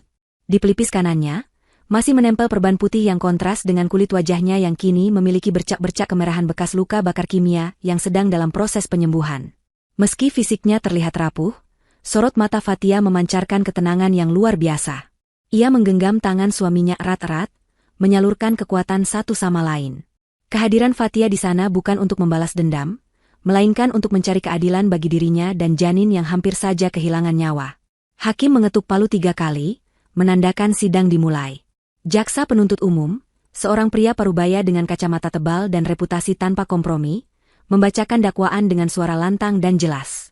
Ia menjabarkan kronologi kejadian dengan detail yang mengerikan, mulai dari perencanaan pemberian racun secara bertahap melalui jamu, hingga puncaknya pada insiden pelemparan kain pel beracun di pesta keluarga. Setiap kalimat yang keluar dari mulut jaksa, membuat pengunjung sidang bergidik ngeri. Sementara itu, Ibu Diah duduk di kursi terdakwa dengan kepala tertunduk. Ia didampingi oleh pengacara baru yang ditunjuk oleh negara, karena ia sudah tidak mampu membayar pengacara swasta. Pengacara publik itu tampak pasrah, menyadari betapa beratnya bukti yang dihadapi kliennya. Saat sesi pemeriksaan saksi dimulai, Fatia dipanggil ke depan. Suasana ruang sidang hening seketika. Langkah Fatia pelan namun pasti menuju kursi saksi. Saat ia duduk dan membuka maskernya untuk disumpah, terdengar desah napas tertahan dari para pengunjung melihat bekas luka di wajahnya. Luka itu adalah bukti bisu kekejaman yang tak terbantahkan. Fatia memberikan kesaksian dengan suara yang tenang namun menyayat hati. Ia menceritakan bagaimana ia selalu berusaha menjadi menantu yang baik, bagaimana ia menuruti semua perintah Ibu Diah, termasuk meminum jamu pahit itu setiap pagi demi menyenangkan hati mertuanya. Ia tidak menangis histeris. Air matanya hanya menetes pelan saat ia menceritakan rasa sakit yang ia rasakan saat cairan kimia itu membakar wajahnya, dan ketakutan luar biasa yang ia rasakan saat tahu bayinya dalam bahaya. Kesaksian Fatia yang jujur dan tanpa emosi berlebihan justru semakin membuat simpati hakim dan pengunjung semakin besar. Ia tidak melebih-lebihkan, ia hanya menyampaikan fakta yang sudah cukup mengerikan tanpa perlu dibumbui. Giliran Ibu Diah untuk memberikan keterangan tiba. Strategi yang ia gunakan kali ini bukan lagi pura-pura gila, karena video CCTV sudah mematahkan hal itu. Kini, ia mencoba strategi victim blaming atau menyalahkan korban. Dengan wajah yang dibuat memelas, Ibu Diah menyangkal berniat membunuh. Ia berdalih bahwa ia hanya ingin memberi pelajaran pada Fatia yang menurutnya tidak sopan dan malas. Ia mengklaim bahwa ia tidak tahu menahu soal kandungan berbahaya di dalam kain pel itu, mengatakan bahwa mungkin pembantunya lah yang salah mencampur cairan pembersih. Tentang racun di jamu, ia berbohong dengan mengatakan itu hanya vitamin dosis tinggi yang mungkin tidak cocok dengan tubuh Fatia. Ia berusaha memposisikan dirinya sebagai mertua yang tegas namun sebenarnya sayang, yang kini difitnah oleh menantu yang ingin menguasai harta anaknya. "Saya ini orang tua, Pak Hakim," ucap Ibu Diah dengan suara bergetar yang dibuat-buat. "Mana mungkin saya tega membunuh cucu saya sendiri? Itu jamu mahal, saya beli untuk kesehatannya." Fatia itu yang sering berhalusinasi. Mungkin dia sendiri yang meracuni dirinya supaya Haris benci sama saya. Dia itu licik, Pak Hakim. Jangan tertipu sama wajah polosnya. Jaksa penuntut umum tersenyum sinis mendengar pembelaan konyol itu. Ia kemudian memanggil saksi ahli, Dr. Erlangga, dokter yang menangani Fatia di UGD. Dr. Erlangga masuk membawa hasil laboratorium lengkap. Dengan bahasa medis yang lugas dan tak terbantahkan, ia menjelaskan bahwa jenis pestisida yang ditemukan dalam darah Fatia adalah jenis yang sangat spesifik dan jarang dijual bebas. Sama persis dengan residu yang ditemukan di botol yang disita dari dapur Ibu Diah. Dokter juga menjelaskan bahwa luka bakar di wajah Fatia memiliki pola yang menunjukkan siraman atau lemparan langsung dengan volume besar, bukan sekadar cipratan tidak sengaja. Zat ini bersifat korosif tingkat tinggi, yang mulia, jelas Dr. Erlangga sambil menunjuk grafik di layar proyektor. Paparan sekecil apapun pada mata bisa menyebabkan kebutaan permanen. Dan dosis pestisida yang terakumulasi di tubuh korban sudah mencapai ambang batas yang bisa memicu keguguran spontan. Ini bukan kelalaian, ini adalah peracunan sistematis. Penjelasan ilmiah itu memojokkan Ibu Diah. Wajahnya mulai merah padam, topeng ketenangannya mulai retak. Jaksa kemudian mencecar Ibu Diah dengan pertanyaan-pertanyaan tajam seputar video CCTV.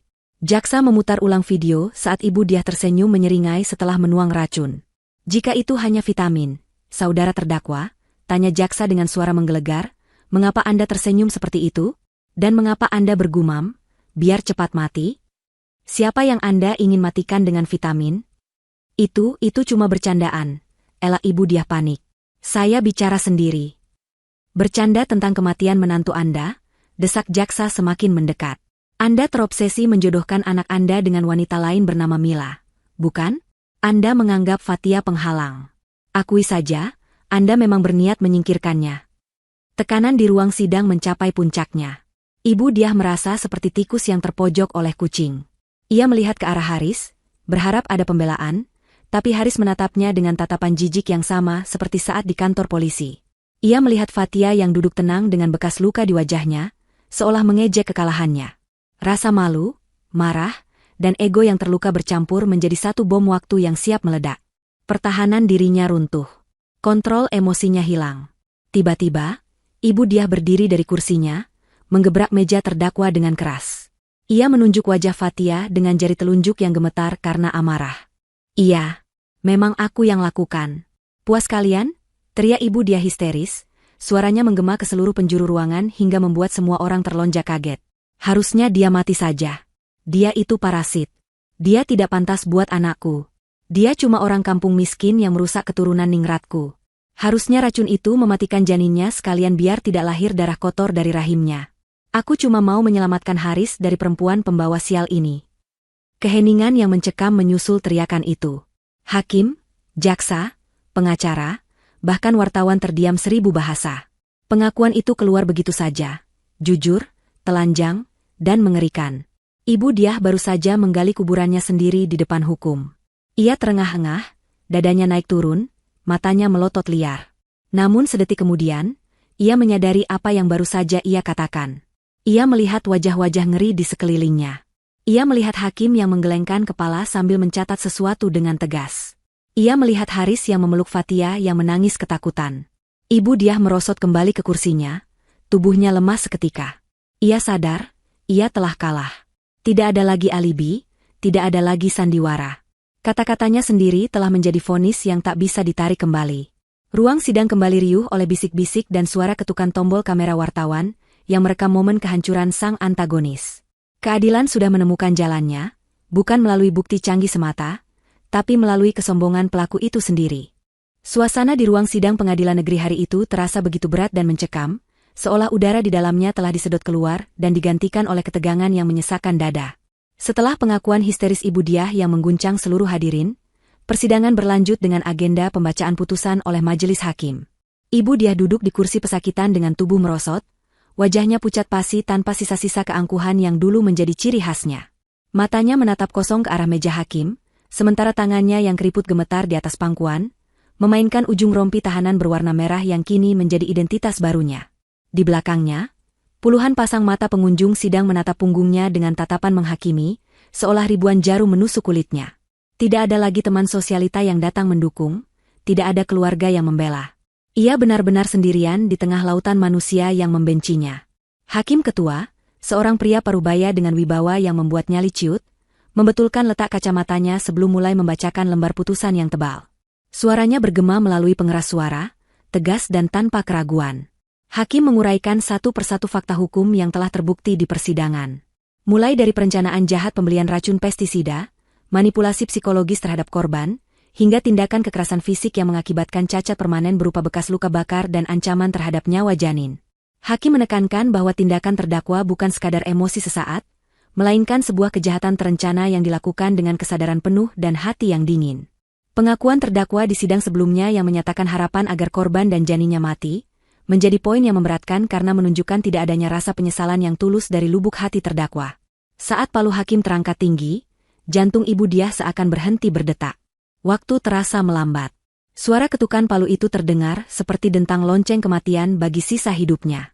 Hakim menjatuhkan vonis hukuman penjara selama 20 tahun dipotong masa tahanan. Angka itu membuat ruangan sidang gempar seketika. Bagi wanita seusia Ibu Diah, vonis 20 tahun sama artinya dengan hukuman seumur hidup.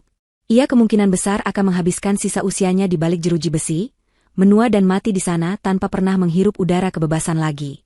Ibu Diah menjerit, sebuah teriakan panjang yang menyayat hati, campuran antara ketidakpercayaan dan keputusasaan. Ia mencoba bangkit berdiri, meronta-ronta memanggil nama anaknya, namun dua petugas pengadilan dengan sigap menahan dan memegang kedua lengannya dengan kuat.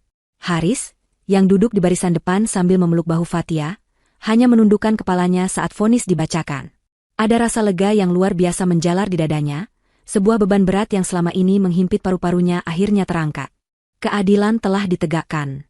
Ibunya, orang yang melahirkannya namun juga orang yang mencoba menghancurkan masa depannya, kini harus membayar mahal atas perbuatannya. Fatia mengusap punggung tangan suaminya, memberikan kekuatan tanpa kata-kata. Ia melihat sosok mertuanya yang diseret keluar ruang sidang sambil menangis meraung-raung, namun tidak ada lagi rasa takut di hati Fatia. Wanita yang dulu selalu membuatnya gemetar ketakutan itu, kini hanyalah seorang narapidana tua yang menyedihkan. Fatia menutup matanya sejenak, memanjatkan doa syukur karena ia dan bayinya masih diberi keselamatan melewati badai ini. Kehancuran Ibu Diah tidak berhenti pada hilangnya kebebasan fisik.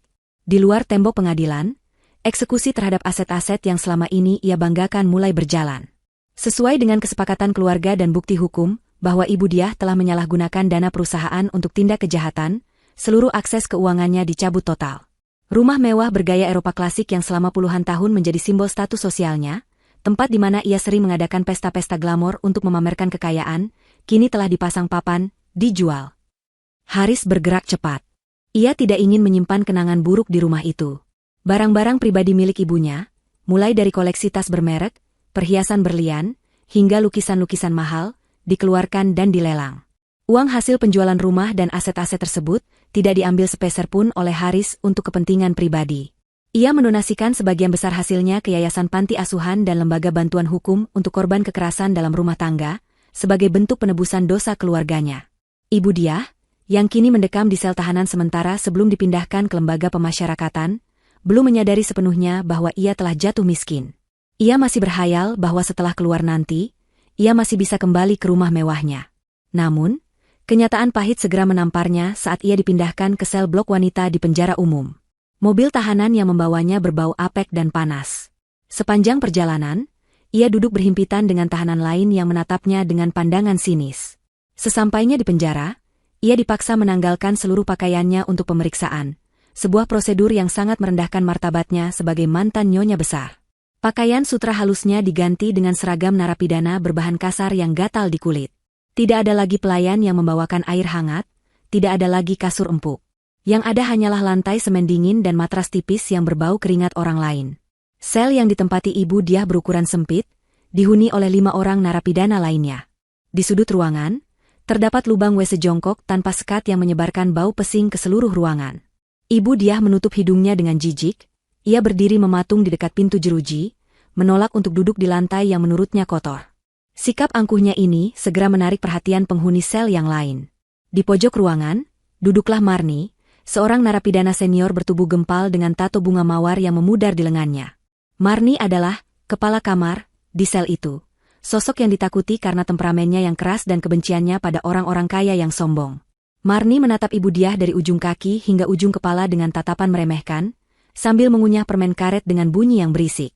Ibu Diah, yang masih merasa dirinya memiliki kelas yang berbeda, mencoba memerintah. Ia menunjuk ke arah lantai yang berdebu dan berkata kepada Marni dengan nada tinggi, "Hei, kamu, bersihkan tempat ini. Saya mau duduk. Saya tidak biasa duduk di tempat kotor seperti ini. Nanti kalau anak saya datang bawakan uang, saya kasih kamu upah." Suasana di dalam sel seketika hening. Narapidana lain menahan napas, tahu bahwa macan tidur baru saja dibangunkan. Marni berhenti mengunyah permen karetnya. Ia bangkit berdiri perlahan, tubuhnya yang besar seolah memenuhi ruangan sempit itu. Ia berjalan mendekati Ibu Diah dengan langkah berat. Marni tersenyum miring, menampakkan gigi-giginya yang kekuningan. Tanpa peringatan, Marni mencengkeram kerah baju Ibu Diah dan mendorongnya kasar hingga punggung Ibu Diah menabrak jeruji besi dengan keras. Dengar ya, nenek lampir, desis Marni tepat di depan wajah Ibu Diah. Di sini, uangmu tidak laku. Di sini tidak ada nyonya besar. Kamu itu cuma napi busuk sama seperti kami. Malah lebih busuk, karena kamu tega meracuni anak mantu sendiri.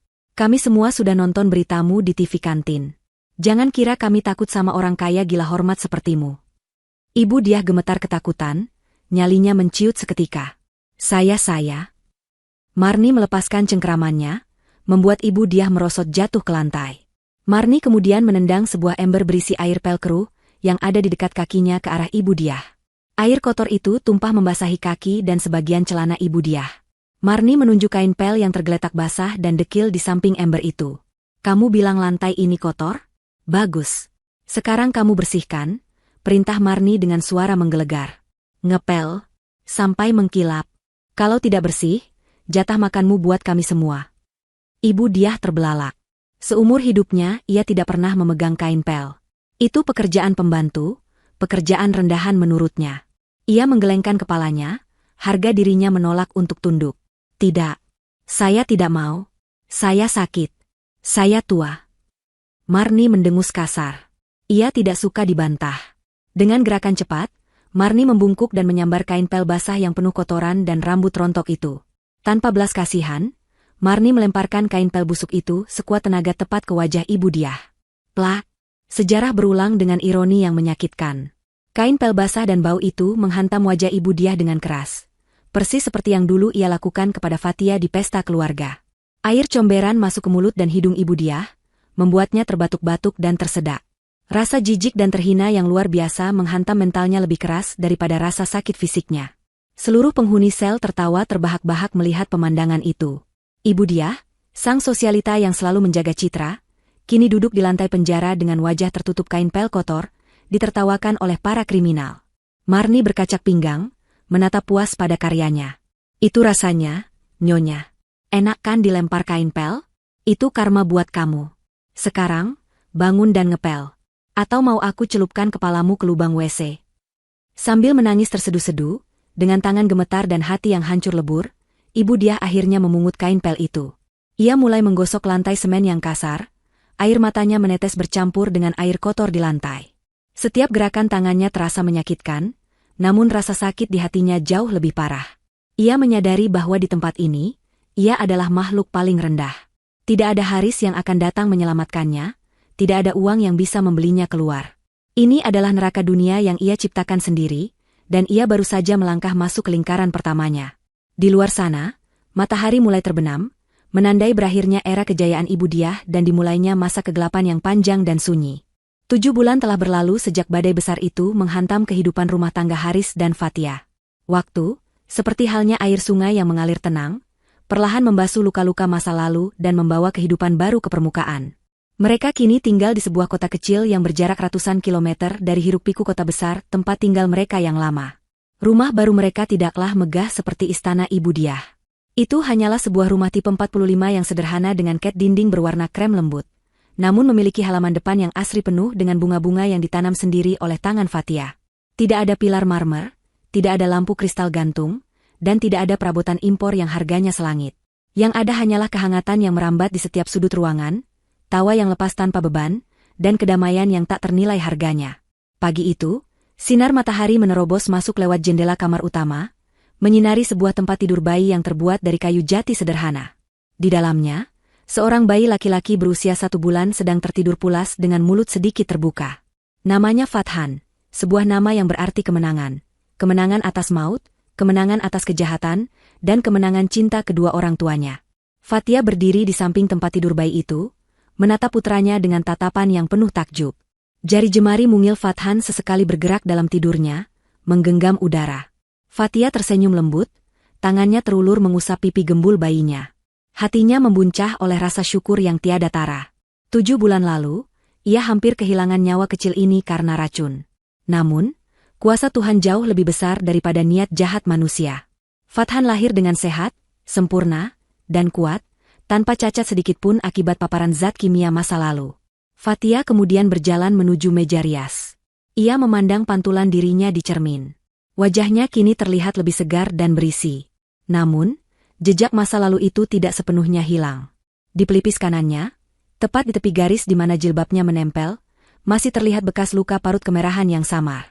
Kulit di sekitar mata kanannya juga memiliki tekstur yang sedikit berbeda akibat luka bakar kimia, meskipun sudah jauh membaik berkat perawatan intensif. Dulu, Fathia sering menangis saat melihat cermin, merasa dirinya cacat dan buruk rupa. Tapi sekarang, ia memandang bekas luka itu dengan perasaan yang berbeda.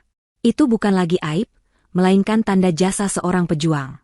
Bekas luka itu adalah bukti bahwa ia pernah melewati api neraka dan berhasil keluar sebagai pemenang. Ia adalah ibu yang tangguh, istri yang sabar, dan wanita yang selamat.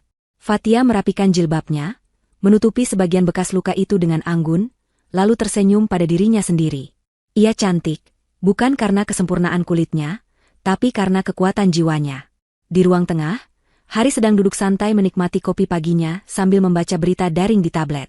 Ia mengenakan kaos oblong santai, jauh berbeda dengan penampilannya dulu yang selalu kaku dengan kemeja kerja saat masih tinggal bersama ibunya. Haris kini bekerja mengelola bisnis sendiri dari jarak jauh, memberinya lebih banyak waktu untuk bersama keluarga. Wajahnya terlihat jauh lebih muda dan rileks. Beban berat sebagai anak penurut yang tertekan sudah hilang sepenuhnya dari pundaknya. Ia mendengar langkah kaki istrinya mendekat, lalu menoleh dan memberikan senyum terhangat yang ia miliki. "Fathan masih tidur, sayang?" tanya Haris sambil menepuk sofa di sebelahnya, mengisyaratkan agar Fathia duduk. "Masih, pules banget. Mirip papanya kalau tidur," canda Fathia sambil duduk dan menyandarkan kepalanya di bahu Haris. Haris terkekeh pelan, lalu merangkul bahu istrinya. "Biarkan dia istirahat. Nanti kalau bangun pasti minta susu terus. Dia jagoan yang kuat." Suasana hening sejenak, hanya terdengar suara kicauan burung dari halaman depan. Tiba-tiba, jari Haris berhenti menggulir layar tabletnya. Ekspresi wajahnya berubah menjadi serius. Alisnya berkerut saat membaca sebuah judul berita di portal berita nasional. Fathia yang menyadari perubahan suasana hati suaminya, ikut melirik ke layar tablet. Di sana terpampang sebuah berita singkat di kolom kriminal dengan judul, "Seorang narapidana lansia ditemukan lumpuh total di lapas wanita akibat terpeleset saat mengepel." Fathia membaca isi berita itu dalam hati. Disebutkan bahwa narapidana berinisial D, usia 60 tahun, ditemukan tidak sadarkan diri di selnya pagi ini. Menurut keterangan rekan satu selnya, napi tersebut terpeleset di lantai yang licin saat sedang dipaksa melakukan piket kebersihan mengepel lantai. Kepalanya membentur lantai semen dengan keras, menyebabkan pendarahan otak dan stroke mendadak yang mengakibatkannya lumpuh total seluruh badan. Berita itu juga menyebutkan bahwa napi tersebut kini dirawat di bangsal rumah sakit penjara dalam kondisi vegetatif, tidak bisa bicara dan tidak bisa bergerak, hanya bisa mengedipkan mata. Paragraf terakhir berita itu yang paling menyedihkan. Hingga berita ini diturunkan, belum ada satupun pihak keluarga yang bisa dihubungi atau datang menjenguk kondisi narapidana tersebut. Fathia terdiam. Ia tahu persis siapa narapidana berinisial D itu. Ingatan tentang ibu dia kembali muncul sekelebat. Ada rasa getir yang aneh di hatinya. Bukan rasa senang melihat penderitaan orang lain, karena Fathia bukan pendendam. Tapi lebih kepada rasa keprihatinan melihat akhir hidup seseorang yang begitu tragis akibat kesombongannya sendiri. Ibu dia yang dulu begitu takut kakinya kotor, kini lumpuh akibat terpeleset saat membersihkan kotoran. Ibu dia yang dulu mulutnya begitu tajam mencaci maki, kini tidak bisa lagi berbicara sepatah kata pun. Karma telah bekerja dengan cara yang sangat puitis dan presisi. Haris meletakkan tabletnya di meja, lalu mematikan layarnya. Ia tidak mengatakan apa-apa tentang berita itu, tidak ada komentar pedas, tidak ada sumpah serapah. Ia hanya menghela napas panjang, seolah melepaskan sisa-sisa terakhir dari masa lalunya yang kelam. Ia menatap Fathia, menatap mata istrinya yang jernih dan penuh kasih. "Sudah, tidak perlu dibaca lagi," kata Haris lembut. "Itu bagian dari masa lalu yang sudah kita tutup bukunya." Fathia mengangguk setuju. "Iya, Mas. Semoga Allah mengampuni dosa-dosanya." "Amin," jawab Haris singkat. Ia kemudian meraih tangan Fathia dan menciumnya. "Sekarang, fokus kita cuma ke depan. Ke Fathan, ke kita, dan ke rumah kecil ini. Aku tidak mau ada bayang-bayang gelap lagi yang masuk ke sini." Tiba-tiba terdengar suara tangisan bayi yang nyaring dari kamar tidur. Fathan sudah bangun dan menuntut perhatian. Tangisan itu memecah keseriusan di antara mereka, menggantinya dengan kesibukan orang tua baru yang menyenangkan. "Nah, bos kecil sudah bangun," kata Haris sambil tertawa, matanya berbinar ceria. "Ayo, Bu Negara, tugas memanggil." Fathia tertawa renyah, tawa yang benar-benar lepas dan bahagia. Ia bangkit dari sofa, berjalan beriringan dengan Haris menuju kamar bayi. Di luar jendela, langit biru cerah membentang luas tanpa awan. Di dalam rumah sederhana itu, tidak ada lagi ruang untuk dendam atau kebencian. Sang antagonis telah menuai apa yang ia tanam, sendirian dalam kelumpuhan dan kesepian abadi di balik jeruji besi. Sementara sang protagonis, Fathia dan Haris, melangkah maju menyambut masa depan yang cerah, dikelilingi oleh cinta yang tulus dan kebahagiaan yang sederhana namun sejati. Cerita tentang penderitaan itu telah berakhir, berganti menjadi lembaran baru kehidupan yang penuh berkah.